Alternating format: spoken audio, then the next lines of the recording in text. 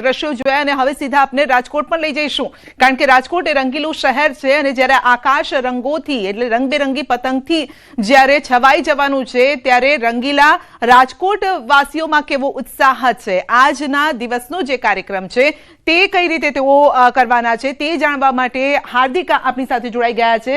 જી હાર્દિક, કેટલા લોકો ધાબા નહીં પરંતુ ગ્રાઉન્ડ પરથી જ અત્યારે પતંગ ચગાવી રહ્યા છે, કેટલાક લોકો પણ આપણી સાથે છે, શું છે રંગીલા રાજકોટ વાસીઓનો આજનો કાર્યક્રમ?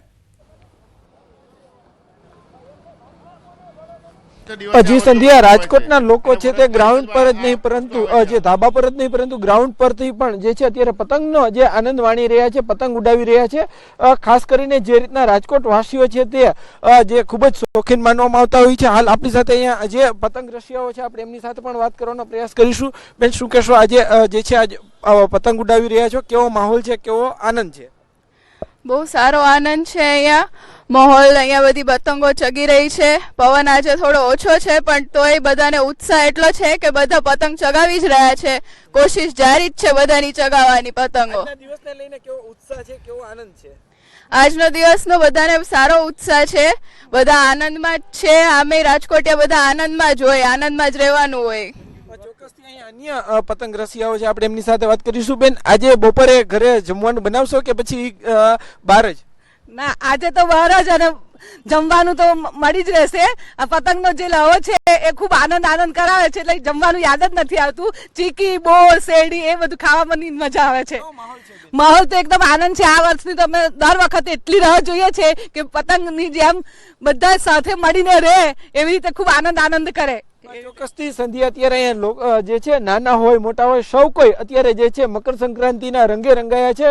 અત્યારે જે છે અત્યારે અનેરા ઉત્સાહ સાથે જે પતંગ છે તે ઉડાવી રહ્યા છે। ખાસ કરીને રાજકોટના લોકો છે તે ખૂબ જ શોખીન જે માનવામાં આવતા હોય છે ને એટલા માટે જ જ્યાં જગ્યા મળે ત્યાંથી જે લોકો પતંગ ઉડાવતા હોય છે। ખાસ કરીને આજે મોટાભાગના ધાબાઓ છે તે હાઉસફુલ થઈ ગયા છે, તો લોકો ગ્રાઉન્ડ ઉપરથી પણ જે છે આજે મકર સંક્રાંતિના પર્વની ઉજવણી કરી રહ્યા છે। ખાસ કરીને આજના દિવસની રાજકોટવાસીઓ છે તે છેલ્લા ઘણા સમયથી આ રાહ જોતા હતા અને જે મકર સંક્રાંતિનો પર્વની રાહ જોતા હતા તે અંતે આવી ગયો છે। બેન, શું કહેશો, આજે તમે કેટલા સમયથી આ રાહ જોતા હતા અને આજે આ તહેવાર આવી ગયો? અમે તો 1 વર્ષથી આ રાહ જોઈ રહ્યા હતા અને રેસકોર્સના ગ્રાઉન્ડમાં તો અલગ જ મજા છે મકર સંક્રાંતિની, અને આજે તો ડબલ મજા છે કારણ કે ન્યૂઝીલેન્ડ તો સવારથી જ લોકો મજા માણવા માટે પરિવાર સાથે એકઠા થઈ ગયા છે। હાર્દિક, આપનો આભાર। તો રાજ્યમાં ઉત્તરાયણ પર્વની ઉત્સાહભેર ઉજવણી થઈ રહી છે, લોકો ઊંધિયાની મોજ અને જલેબીની જયાફત ઉડાવશે, ત્યારે રાજકોટમાં પણ વેપારીઓમાં બમણો ઉત્સાહ જોવા મળી રહ્યો છે। રાજકોટવાસીઓ આજે કરોડોની જલેબી, ઊંધિયું આરોગી જશે, જેને લઈને વેપારીઓએ પણ આગલા દિવસથી જ તૈયારીઓ શરૂ કરી છે। તો હાલ તો દુકાનો પર ઊંધિયાને લઈને ગ્રાહકોનો ધસારો છે। આ સાથે ચટાકેદાર સ્વાદથી ભરપૂર ઊંધિયું પર્વની ઉજવણી બમણી કરી દેતું હોય છે। તો આ સાથે ઊંધિયું અને જલેબી આ કોમ્બિનેશન એક હોય છે, આજનું લોકો ખાતા હોય છે। અલગ અલગ જગ્યાએ સ્ટોલ્સ પણ ઊભા કરી દેવાયા છે અને કેટલાક લોકો ઘરે બનાવે છે, પરંતુ મોટાભાગના લોકો ખાસ કરીને જે પતંગ રસિકો છે તે તૈયાર ઊંધિયું લાવીને જમતા હોય છે। આજે મકર સંક્રાંતિનો પર્વ છે ને રાજકોટના લોકોમાં પણ એક અનેરો ઉત્સાહ જોવા મળી રહ્યો છે। રાજકોટના લોકો છે તે પતંગ સાથે સાથે જે છે અલગ અલગ વસ્તુઓ ખાવાના પણ શોખીન છે। અત્યારે દ્રશ્યમાં જોઈ શકો છો કે અત્યારે ગરમા ગરમ જલેબી છે તે અત્યારે અહીંયા બની રહી છે।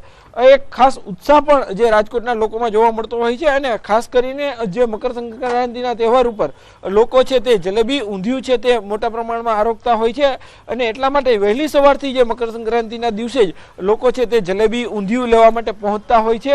આ વર્ષે થોડો મોંઘવારીનો માર છે, જો કે તેમની કોઈ જ અસર જે છે તે જોવા નથી મળી રહી। ખાસ કરીને જે રીતના હાલ આપણી સાથે અહીંયા જે ઊંધિયું વેચતા વેપારી છે આપણે એમની સાથે પણ વાત કરવાનો પ્રયાસ કરીશું। શું કહેશો, આજે ખાસ કરીને મકર સંક્રાંતિનો તહેવાર છે, ઊંધિયાને લઈને લોકોમાં કેવો ઉત્સાહ? દર વર્ષની જેમ આ વર્ષે પણ વહેલી સવારથી લોકો ઊંધિયું લેવા માટે આવી ગયા છે અને દર વર્ષે અમે જે ઊંધિયું બનાવી છે એ ટાર્ગેટથી આ વર્ષે પણ ઊંધિયું અમે બનાવેલું છે। ખાસ કરીને કેટલાક લોકો છે અહીંયા ઊંધિયું લેવા માટે પહોંચ્યા છે. શું કહેશો તમે ત્યારે કઈ રીતના ઊંધિયું લેવા માટે પહોંચ્યા છો અને કેવો ઉત્સાહ છે? ઉત્સાહ તો દર વર્ષ કરતા આ વખતે પણ વધારે છે. અમારે પૂરું ફેમિલી અમે દર વર્ષે ઉજવી જ છે. અમારે અમારી બાજુમાં પ્લોટ છે એમાં અમે બધા ઉજવી છીએ. ખાસ કરીને જે રીતના જે છે રાજકોટમાં જે ઊંધિયું છે આજે તે બહુ મોટા પ્રમાણમાં જે રાજકોટવાસીઓ આરોપ છે. આજે બપોરે એમ કહેવાય છે કે કોઈના ઘરમાં રસોઈ નથી બનતી હોતી. મોટાભાગના લોકો છે તે બપોરના સમયે જે છે તે બહારથી જે ઊંધિયું મગાવી અને પોતાના ઘરે આરોગતા હોય છે. ત્યારે અત્યારે જે રાજકોટવાસીઓ છે તેમની જે મકર સંક્રાંતિની શરૂઆત છે તે જે જે ઊંધિયું અને જલેબીની જે ખરીદી સાથે આરોગ્ય જે તેમની શરૂઆત થતી હોય છે. Hardik Joshi, news 18 Gujarati, Rajkot. Surat international airport પર એર ઇન્ડિયા એક્સપ્રેસની સુરત દુબઈ ફ્લાઇટ મોડી પડી છે. ફ્લાઇટ દિલ્હીથી સુરત આવી અને ત્યારબાદ અચાનક મુંબઈ માટે ડાયવર્ટ કરાઈ છે. કલાકોના રઝળપાટને લઈને મુસાફરોમાં આક્રોશ છે અને મુસાફરોએ તાળીઓના તાલે ભજનના સૂર રેલાવી વિરોધ દર્શાવ્યો છે. એટલું જ નહીં, એરપોર્ટ ગરબા રમી અને વિરોધ વ્યક્ત કર્યો છે. એરપોર્ટ થોડા સમય માટે ભજન અને ગરબાના મેદાનમાં પરિવર્તિત થઈ ગયું તેવા દ્રશ્યો સર્જાયા, જેનો વિડીયો સોશિયલ મીડિયામાં વાયરલ થયો છે. ફ્લાઇટ ક્યારે રવાના થશે તે માટે મુસાફરો આતુરતાથી રાહ જોઈ રહ્યા હતા અને ત્યારે હાલ તો ફ્લાઇટ કયા કારણોસર મોડી પડી છે તે જાણી શકાયું નથી, પરંતુ હાલ તો મુસાફરોની મોજની ચર્ચા અત્યારે થઈ રહી છે.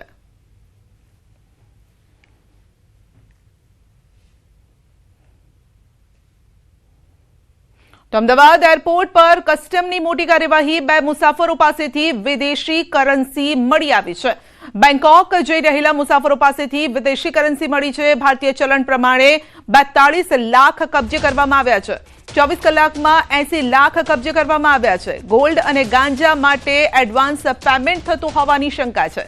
કસ્ટમ દ્વારા વધુ કાર્યવાહી શરૂ કરવામાં આવી છે. વધુ અપડેટ મેળવીશું સંવાદદાતા નવીન પાસેથી. જી નવીન, વિદેશી કરન્સી મળવાનો આ મામલો છે, શું છે તથ્ય?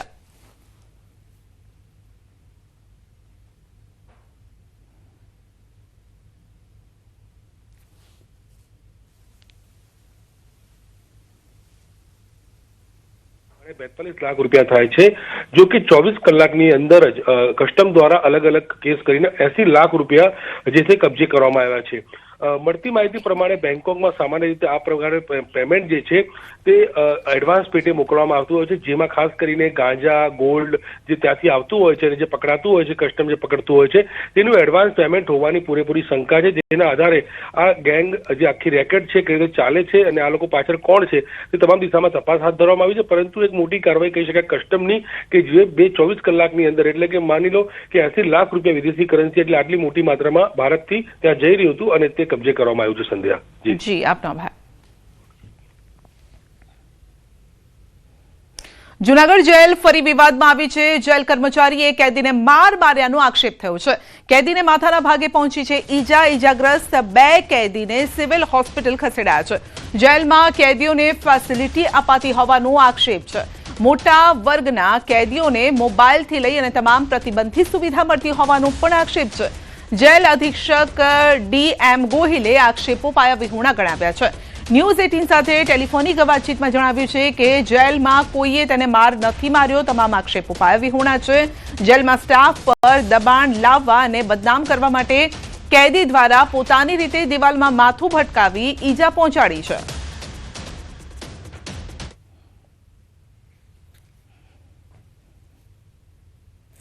એ લોકો કારણ વગરના મારે છે. એ લોકો અમે અહીંયા તમાકુ એ લોકો વેચે છે અંદર, હારા હારા માણસોને આપે છે અને અમારા જેવા નાના માણસોને તમાકુમાં ખાઈને પકડીને અમને મારે છે. મારે 4 દિવસથી મારા કપડાં આવ્યા હતા તો હું ગયો ત્યાં કપડાં લેવા ઝડપી રૂમે. તો મારે પુંજાભાઈ જેમ તેમ મારા જ્ઞાતિ વિશે બાદશાહ સીધી બાદશાહ કહીને આદિવાસી કહીને મારે ત્યાંથી નીકાળી નાખ્યો. કપડાં આપ્યા નહીં અને પાછો આજે ગયો તો આજે મોલિક સિંહે મારે ત્યાં સાઈડમાં લઈ ત્યાં મને મારવામાં આવ્યો અને હિતમાં મારે માથું ભટકાવી દીધું ને ઢેસડો હતો મારે. જૂનાગઢના કેશોદમાં પંચાયતી રાજના લીરે લીરા ઉડતા નજરે પડી રહ્યા છે. તાલુકાના તમામ 53 ગામોના સરપંચોએ એક સુરે બ્યુગલ ફૂંક્યું છે. આગામી 15 અને 16 ઓગસ્ટના રોજ આવનારી ગ્રામ સભાઓનો સામૂહિક બહિષ્કાર કરવાનો ઐતિહાસિક નિર્ણય લીધો છે. સરપંચોની માંગ છે કે દરેક પંચાયતને સ્વતંત્ર જેમ આઈડી ફાળવવામાં આવે, જેથી સ્થાનિક સ્તરે પારદર્શક ખરીદી થઈ શકે. કારણ કે જેમ પોર્ટલ દ્વારા ખરીદીના બહાને પંચાયતો પર જિલ્લા કક્ષાએથી નક્કી કરેલી એજન્સીઓ થોપી બેસાડવામાં આવે છે અને આ એજન્સીઓ દ્વારા હલકી ગુણવત્તાના સ્ટ્રીટ લાઇટ અને સીસીટીવી કેમેરા જેવા સાધનો મોંઘા ભાવે પધરાવી દેવાય છે. ખાસ મુદ્દો જેમ પોર્ટલથી ગ્રામ પંચાયતને લગતા સ્ટ્રીટ લાઇટ, સીસીટીવી કેમેરા, કોઈ અન્ય સફાઈના સાધનો ખરીદીના જેવા કામો માટે જેમ પોર્ટલમાંથી ખરીદી કરવામાં આવે છે. આ ખરીદી સરકાર દ્વારા અથવા તો જિલ્લા પંચાયત દ્વારા નક્કી કરેલ એજન્સી મારફત ખરીદી કરવામાં આવે છે. જે ખરીદી હલકી ગુણવત્તાવાળા સાધનોની ખરીદી થતી હોય. આ મીટિંગ કરવાનું એક જ આયોજન છે કે વારંવાર કમિશનર ગ્રામ વિકાસ ગૃહ નિર્માણ બોર્ડ તરફથી ગ્રામ સભા બોલાવવાના વારંવાર ઓર્ડર થતા હોય. જ્યારે સરપંચો કોઈ પગાર કે પેન્શન લેતા ન હોય, બીજા પદાધિકારીઓ પગાર પેન્શન લેતા હોય, એના આ હુકમ શિરોમાન્ય કરવા પડે. ભરૂચની અંકલેશ્વર નગરપાલિકાના મહિલા પ્રમુખ તેમના પતિએ મળીને કોન્ટ્રાક્ટર પાસે પૈસા પડાવ્યા હોવાનો કોંગ્રેસે દાવો કર્યો છે. કોંગ્રેસે પ્રમુખ, તેમના પતિ અને કોન્ટ્રાક્ટરનો ઓડિયો જાહેર કર્યો છે. કોંગીનગર સેવક રફીક અને વિપક્ષી નેતા જહાંગીર પઠાણે પાલિકા કચેરીમાં જ પત્રકાર પરિષદ સંબોધી પ્રમુખ લલિતા રાજપુરોહિત પર ભ્રષ્ટાચારના આક્ષેપ કર્યા છે.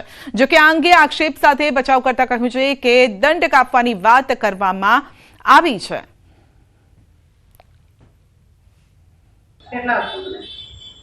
મેમ અત્યારે તમે કમાને તો તમે કયો પહેલા, પછી ખબર પડે ને.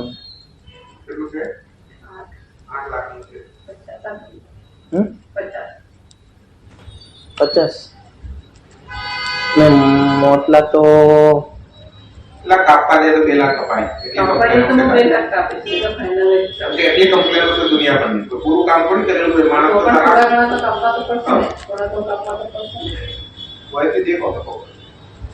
કઈ નહીં મેમ, મેં મારી રીતના વાત કરીને પછી તમને પાછો કહો. આ એક બહુ જ ગંભીર બાબત છે કે 2 લાખની ઉપરથી 50,000 રૂપિયા પર આવ્યા અને બાર્ગેનિંગમાં આ લોકો નક્કી કર્યું. કોન્ટ્રાક્ટરે કોઈ જવાબ આપેલ નથી અને આવો તો કઈ કેટલો ભ્રષ્ટાચાર છે ને અને કેટલી ક્લિપો છે અમે લોકો ધીરે ધીરે પ્રજા સમક્ષ લાવીશું.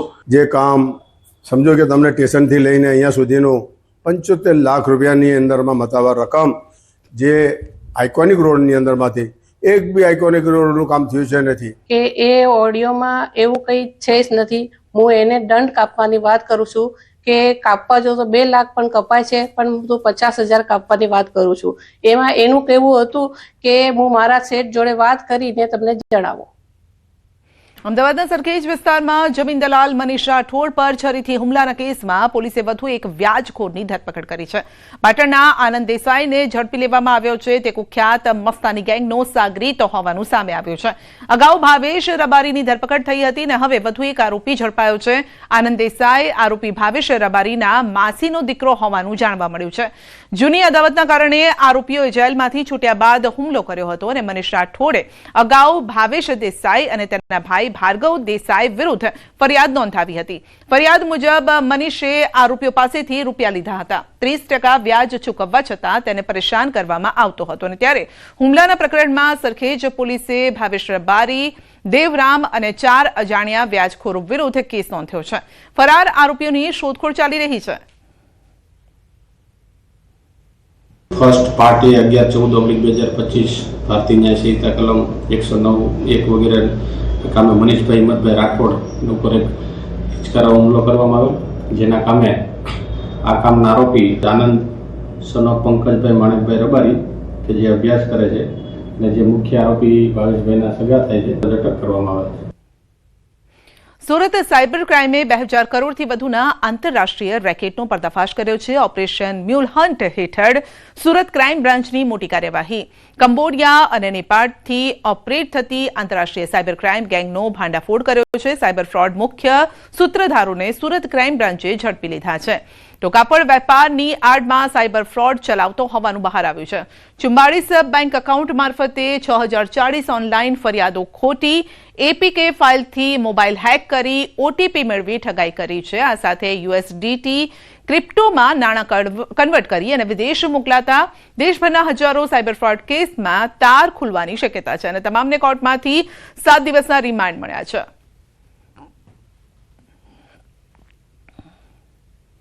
ગાંધીનગર સાયબર ક્રાઇમે શેર બજારમાં રોકાણના નામે છેતરપિંડી કરતી ગેંગનો પર્દાફાશ કર્યો છે. રોકાણની લાલચ આપી લોકો પાસેથી 2 મહિનામાં 26.66 કરોડની છેતરપિંડી કરી છે.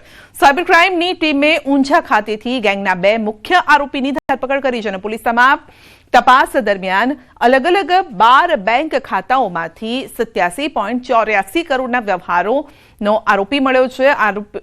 આરોપીઓ વોટ્સએપ દ્વારા સંપર્ક કરી નફાની લાલચ આપી છેતરપિંડી આચરતા ફ્રોડના નાણાં આંતરરાજ્ય અને આંતરરાષ્ટ્રીય સ્તરે મોકલતા હતા. હાલ આરોપીઓની પૂછપરછમાં મોટા આંતરરાષ્ટ્રીય સાયબર નેટવર્કનો ખુલાસો થવાની શક્યતા છે. 4 એવા ઇન્વેસ્ટમેન્ટ ફ્રોડના કેસીસ અમારી પાસે આવેલા હતા. ઓલમોસ્ટ સેમ પ્રકારના ઇન્વેસ્ટમેન્ટ ફ્રોડના કેસીસ છે. એની એમઓ પણ સેમ છે. તો એ આધારે સાયબર ફ્રોડ થયેલો હતું. એક એમાં નોટેબલ વસ્તુ એ છે કે 3 કેસીસમાં સિનિયર સિટીઝન છે એમની સાથે ફ્રોડ થયેલો છે અને એક કેસમાં બિઝનેસમેન સાથે ફ્રોડ થયેલો છે. 4 અલગ અલગ જગ્યાના છે. એક છે રાજકોટનું છે આ સાયબર ફ્રોડ, એક વડોદરામાં છે, એક છે વલસાડમાં છે અને એક સાયબર ફ્રોડ આ અમદાવાદનો થયેલો છે. આ સાયબર ફ્રોડના અમે તમામમાં આરોપીઓની ધરપકડ કરવામાં આવેલી છે અને ડિફરન્ટ લેયરમાં જે રીતે અકાઉન્ટ્સમાં પૈસા ગયેલા છે તેમની ધરપકડ કરવામાં આવેલી છે. છોટાઉદેપુરના બોડેલીમાં નિવૃત્ત શિક્ષક દંપતી સાથે ઠગાઈની સનસનીખેજ ઘટના સામે આવી છે.